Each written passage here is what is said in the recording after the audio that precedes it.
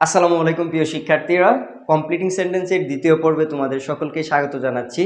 চলো ভনিতা না করে এখন শুরু করি। তো আজকে আমরা দ্বিতীয় নম্বর নিয়ম নিয়ে আলোচনা করব।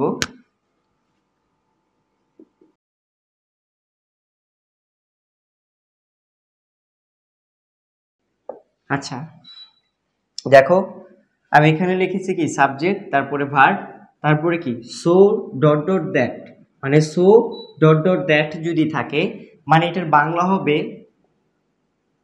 এতই যে না। আরেকটা জিনিস লিখছি কি দেখো তো, সাবজেক্ট প্লাস ভার্ব প্লাস, এটা হলো কি উপরে আর এটা হলো কি বলতো নিচের, মানে সো দ্যাট।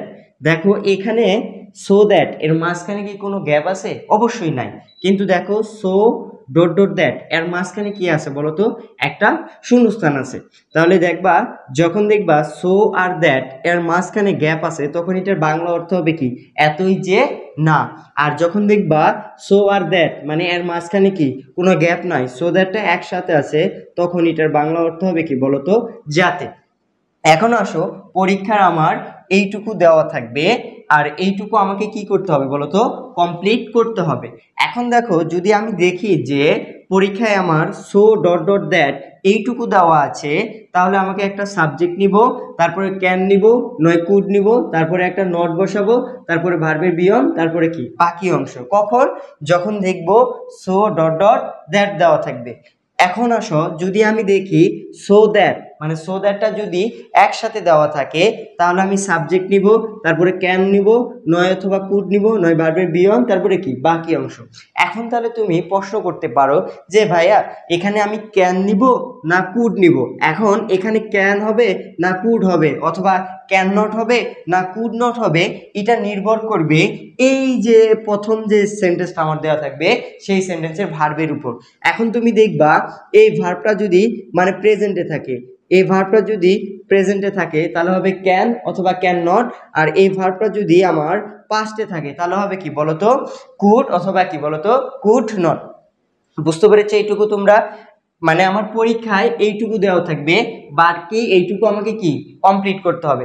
তোমার খালি জাস্ট এটা মনে রাখতে হবে, দেখবা সো ডট ডট দ্যাট এর মাঝখানে কোনো গ্যাপ আছে কিনা। এটার বাংলা অর্থ হবে কি এতই যে না। আর সো দ্যাট যখন একসাথে থাকবে তখন এটার অর্থ হবে কি বলতো? যাতে। আর সো ডট ডট দ্যাট যখন থাকবে তখন ক্যান নট অথবা কি কুড নট হবে। আর যদি সো দ্যাট একসাথে থাকে তখন ক্যান অথবা কুড হবে। এখন আমরা উদাহরণের সাহায্যে খুব সহজেই দেখব। যেমন আমি যদি বলি, ধরো এখানে লিখলাম রহিম ওয়ার্কস হার্ড, মানে রহিম কঠোর পরিশ্রম করে, সো দ্যাট। এখন দেখো তো এইটুকু আমার দেওয়া থাকবে, এই বাকিটুকু আমার এখন কি করতে হবে বলতো? কমপ্লিট করতে হবে। এখন দেখো রহিম ওয়ার্কস হার্ড, রহিম কঠোর পরিশ্রম করে, সো দ্যাট যাতে। বলতো এই সো দ্যাট, এই সো দ্যাটের মাঝখানে কি কোনো গ্যাপ আছে? গ্যাপ কিন্তু নাই। তাহলে এখন আমাকে একটা সাবজেক্ট নিতে হবে। যেহেতু রহিম সাবজেক্ট আছে, আমি আর এখন রহিম ব্যবহার করব না, এর প্রোনাউন ব্যবহার করব। তাহলে রহিমের পরিবর্তে আমরা কি নিব বলতো? হি নিব। তারপরে কি, যেহেতু সো দ্যাট আছে, নয় ক্যান আসবে নয় কুড আসবে। এখন দেখো তো এই যে ওয়ার্ডস ভার্বের সাথে এস আছে, একটা মাত্র টেন্সে ভার্বের সাথে এস হইতে পারে, সেটা হলো কি বলতো? Present indefinite tense. তাহলে এটা কিসে আছে বলতো? ভার্বের বিয়ন। তাহলে হবে কি বলতো?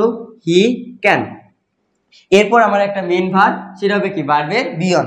এখন দেখো রহিম ওয়ার্কস হার্ড, রহিম কঠোর পরিশ্রম করে, সো দ্যাট যাতে হি ক্যান, আমি কি দিতে পারি? এটা দিয়ে আমি অনেক সেন্টেন্স তৈরি করতে পারবো। যাতে হি ক্যান আমরা দিতে পারি কি গেট এ প্লাস, যাতে পরীক্ষায় সে কি পায়? এ প্লাস পায়। অথবা হি ক্যান গেট জিপিএ 5, অথবা he can get a good result, অথবা he can prosper in life, অথবা শাইন ইন লাইফ। এটা আমরা অ্যান্সার করতে পারবো।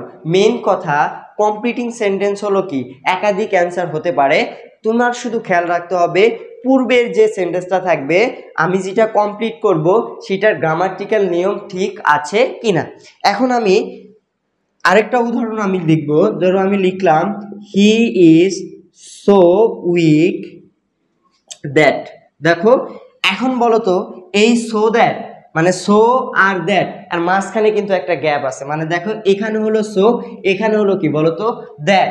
মেন কথা দেখবা সো আর দ্যাটের মাঝে যখন একটা অ্যাডজেক্টিভ থাকবে তখন আমাকে এখানে নয় ক্যান নট লিখতে হবে, নয় কুড নট লিখতে হবে। তবে তোমাকে খেয়াল রাখতে হবে এই যে ভার্বটা দেখো এখন কি আছে, ইজ আছে, তাহলে এখানে আর কি হবে না, কুড নট হবে না, এখন এখানে কি হবে বলো তো, ক্যান নট হবে।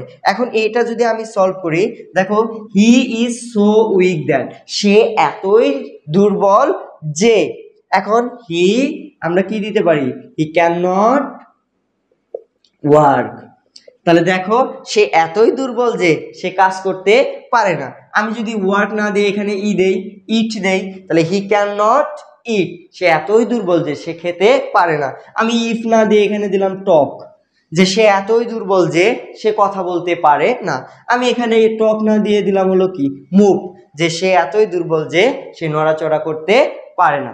তো আশা করি তোমরা এই কমপ্লিটিং সেন্টেন্সের দ্বিতীয় নিয়মটিও বুঝতে পেরেছো। আল্লাহ হাফিজ।